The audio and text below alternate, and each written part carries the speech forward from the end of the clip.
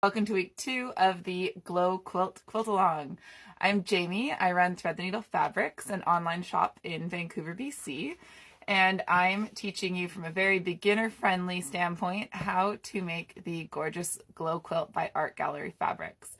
So the pattern and the original video for the tutorial for making this quilt are available on Art Gallery's YouTube channel, and I'm breaking it down over the next couple of weeks so that if you've never sewn a quilt before, you can make this quilt and have some skills to bring forward to your next quilt that you decide to make. First step before you cut anything is to get your fabric ready. So you've got to decide whether you're going to wash your fabric or not wash your fabric. And this is a big debate in the quilting world. As you get into quilting, you'll hear a lot of people talking about this. So there's benefits to both options. Right off the bat, I just want to highlight that if you have pre-cuts, you do not wash them. So that is including cuts like this. This is a charm pack. You would not ever pre-wash this because the edges will fray in the washing machine, and that's unfortunate because your fabric unravels and you lose some of it. Same with the pre-cuts for the Glow Quilt kit. These are too thin to pre-wash, so you would just sew these together and wash the quilt once it's actually finished. The big deal with that is if you are working with pre-cuts, which are these literally pre-cut pieces that we love in the quilting world, since you can't pre-wash them, you don't pre-wash anything. So basically your option is to either pre-wash all the fabric you're using or none of it. And that's because fabric shrinks when you wash it, and so you don't want to have pre-washed the quilt top and then not have pre-washed the backing, and then when you do wash your quilt, the backing is going to shrink and it just can kind of make things wavy and messy a little bit. So if you have purchased the pre-cut kit, you're good to go. You don't need to wash it. You can start sewing next week or whenever you want to, but next week we'll be going over sewing it together.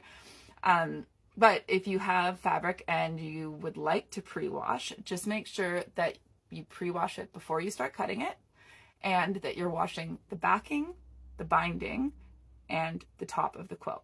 And just to be clear, the top is the piece that's all the colorful pieces sewn together. That's the top of your quilt. The backing is the fabric that we put on the back of the quilt. And the binding is the piece that goes around the edge of the quilt. Just a quick example, this is the binding.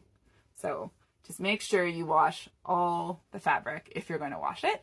So the next step, once you've washed or not washed your fabric, is to, before cutting, you always want to make sure you've ironed your fabric so that it's really nice and flat so that you're getting really clean cuts. And when you do iron, the key is to press, so lift and put down the iron, lift and put down the iron.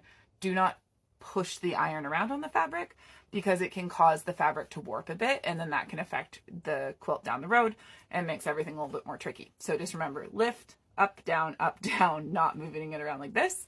And using some water is great, especially for those tougher wrinkles.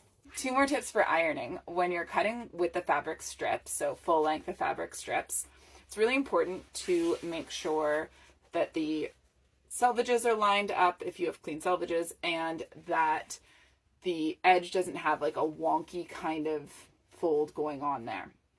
In order to do that, when I'm ironing, I like to, when I'm doing small pieces of fabric like this where I have control, I like to make sure that the selvages are lined up evenly, and then I iron and get a nice crisp fold down here. Also, when you're ironing fabrics, sometimes they can change color. I find with a lot of the Art Gallery fabrics, which is what I've used for the kit for the Glow Quilt, they change color when you're ironing them, and then it goes back to normal. So it's not that you're necessarily burning your fabric, although you do need to be careful of that and make sure you're using the cotton setting on your iron. It's just the way the fabric reacts to heat, and then they go back to their original color. So it's just something I've noticed with quilting fabrics that used to freak me out, so I don't want it to stress you out unnecessarily. So now that we have our ironed pieces, we're going to jump into cutting. So up next, what you need for today, the cutting mat, which is really quite essential within quilting, a quilting ruler. Ideally, if you can get a cutting mat that's 24 inches wide and a ruler that's 24 inches long, that is super helpful. And that's because most bolts of fabric, this is a bolt of fabric, it's what the fabric comes on, are 24 inches wide, and the fabric is folded over on there, so you can see. So this whole piece of fabric is about 44 inches wide total. But when I lay it down folded on the cutting mat with my 24-inch ruler, I can cut the full length of the fabric in one cut, and that makes things a lot easier.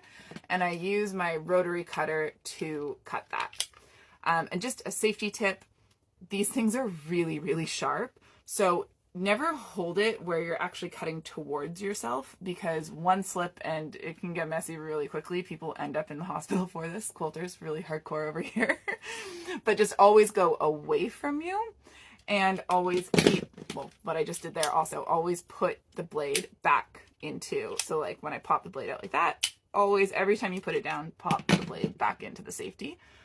And when you're using a ruler, keep your fingers off the edge. I know this sounds obvious, but when you get going, you get tired, whatever, get distracted, mistakes happen, and it's just good to keep that in mind.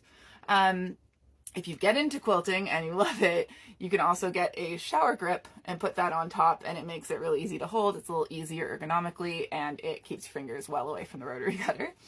Not necessary when you're starting out though. And the next thing you need is your fabric itself. So we talked a bit about this last week. You're going to be using this, the Glow Quilt calls for width of strips, which means it's the full width of the fabric. So that's a strip that I've already cut, and you can see that it is the width of the bolt.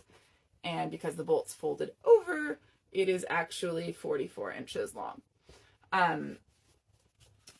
Width of strips, the way to, it's selvage to selvage is the other way that people will talk about these or explain them. So this is your selvage on your quilting fabric, and you can usually tell it because it has these little dots and a bit of fraying, and it is slightly more tightly woven than the rest of the fabric. I mentioned last week the quilting fabric cuts that you would want to make sure you're ordering. So it's half yard, quarter yard, 1/8 a yard, full yards. Those are going to give you, if you're on a website or in a shop, those will give you width of fabric cuts. If you were to get something like a fat quarter, that's not width of fabric. So that is, I'm not going to go into exactly what a fat quarter is, but it's not a width of fabric cut. So do stay away from fat quarters for this quilt. And now that we've talked about the materials, let's get into some cutting tips.